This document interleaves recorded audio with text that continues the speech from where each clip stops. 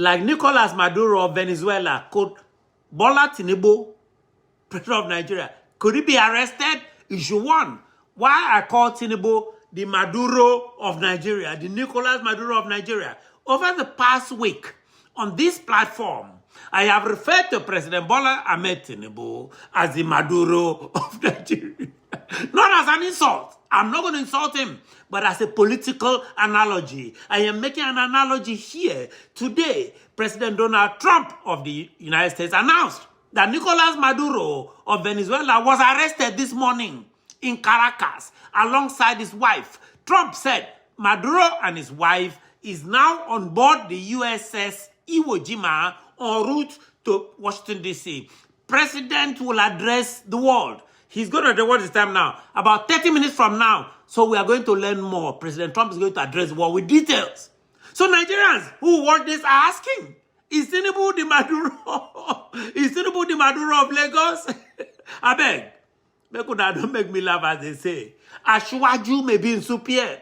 He may be in deep doo-doo. In deep doo-doo. But analogies matter. And here is why. Issue 2.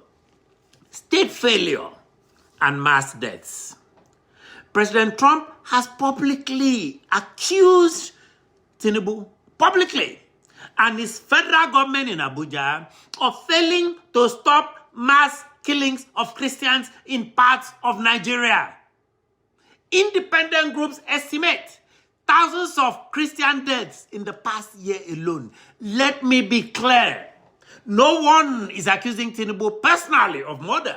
I'm only quoting what the President of the United States said. But history judges leaders, not only by what they order, but by what they allow. Because leaders are very snake. They will hide and order other people to do it. As Nigerians say, if you dey inside house and go they die for your backyard, oga, people go ask questions. Go they die in Tinubu's backyard. He can't pretend he does not know what is killing the goats. Issue 3. Sokoto, terror infrastructure and forestry. The capital of this whole thing is Sokoto.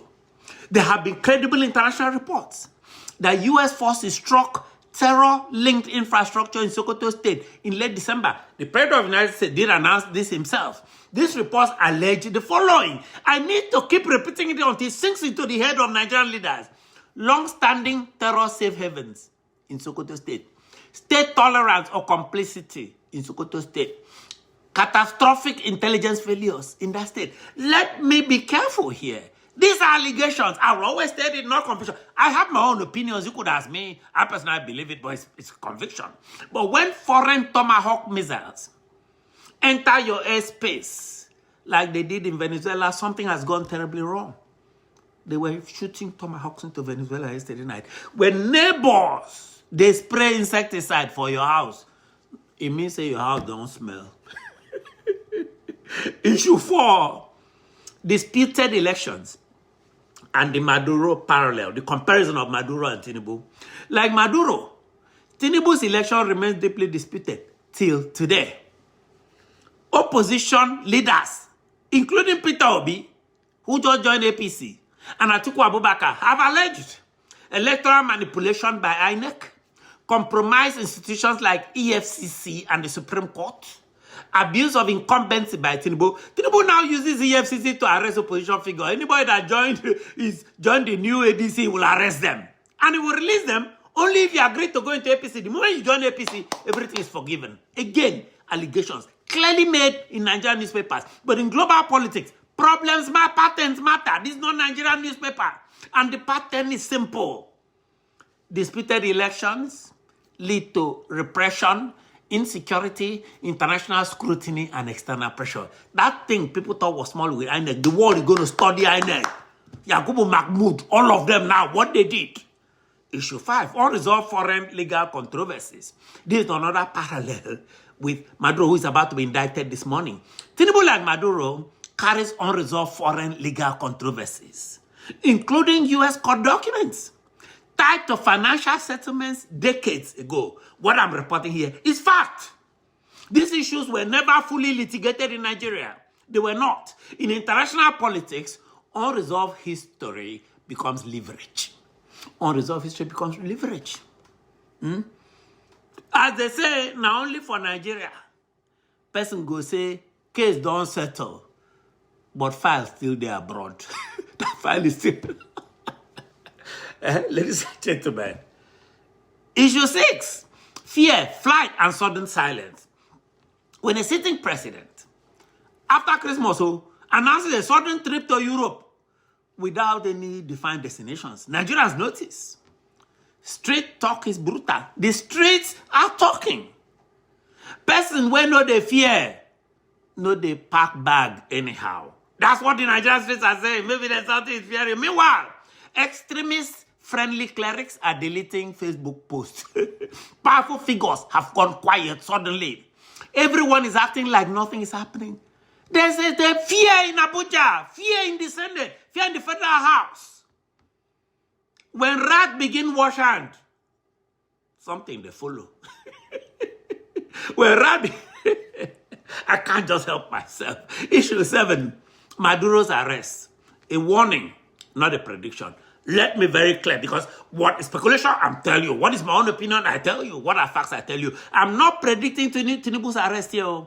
I'm not calling for any kind of violence. Nothing like that can ever come out of my mouth. But yes, I believe accountability is a solution to Nigeria's crisis of confidence. Accountability.